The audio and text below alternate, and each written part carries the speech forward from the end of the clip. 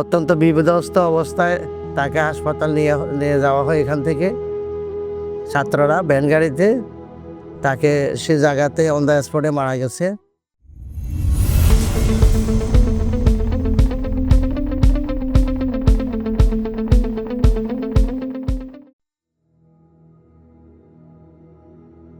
আমি শহীদ মোহাম্মদ ইকরাম হোসেন কাউসারের পিতা মাওলানা মোহাম্মদ আনোয়ার হোসেন বলছি।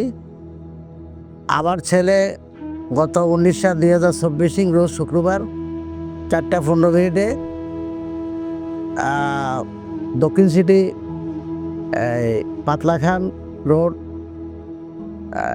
লক্ষ্মীবাজার ওইখানে শহীদ হয়।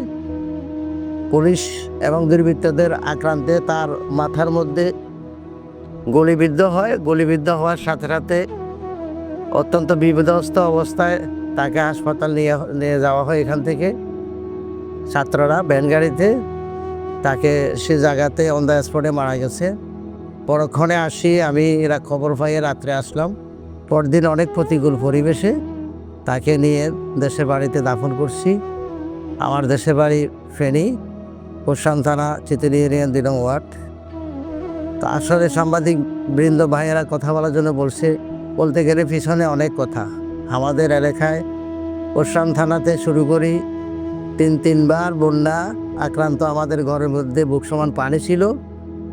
এগুলি প্রতিকূল পরিবেশ এবং কি তখন আমাকে অজ্ঞাত একটা রিপোর্ট দিয়েছিল, সেটাকে জ্ঞাত করতে যাইয়া কোতোয়ালি থানা, সূত্রাপুর থানা, এখানে আমাকে অনেক হয়রানি শিকার হতে হচ্ছে। পরিশেষে চট্টগ্রাম বিভাগে যেদিন প্রাইমারি অডিটোরিয়াম রুমে চেক দিবে, তার পূর্বে কিছু কাগজপত্র চাইছে, এগুলো আমি হোয়াটসঅ্যাপে পাঠিয়েছিলাম, কিন্তু পরক্ষণে আর কি সমস্যা কোনো কিছু ফাইন্ড আউট করে নাই, আমাকে ডাকেও নাই।